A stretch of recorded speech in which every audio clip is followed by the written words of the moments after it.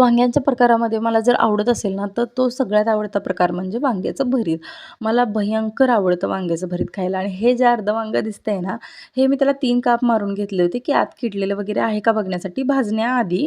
अ, तर त्यामध्ये जरासं किडलेलं दिसलं म्हणून मी जेवढा किडलेला पार्ट होता तो साईडला काढून उरलेल्या राहिलेल्या वांग्याला ना तेल लावून भाजायला ठेवलं.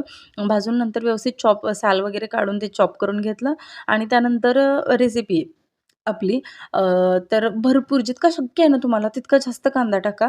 कारण कांदा जितका जास्त टाकेल ना तेवढं छान वांग्याचं भरीत लागतं आणि व्यवस्थित भाजून घ्या कांदा आणि भाजून घेतल्यानंतर मिरची किंवा लाल तिखट तुम्हाला जे आवडत असेल दोन्हीतलं ते घाला. हळद, मीठ, हिंग ह्या बेसिक गोष्टी टाका फक्त. बाकीचे कोणतेही मसाले टाकत बसू नका आणि वांगं टाकून ना मस्त मिक्स करून घ्या. तो कांद्याचा सगळा मसाला आणि वांगं जे असतं ते सगळं मिक्स करून घ्या. शेंगदाण्याचं कूट माझ्याकडं बारीक वाटलेलं होतं ऑलरेडी. जे ओबड असायला पाहिजे होतं ते नव्हतं. तुम्ही शक्यतो करताना ना ओबड शेंगदाण्याचं कूट असतं ते टाका आणि कोथिंबीर पण भरपूर टाका.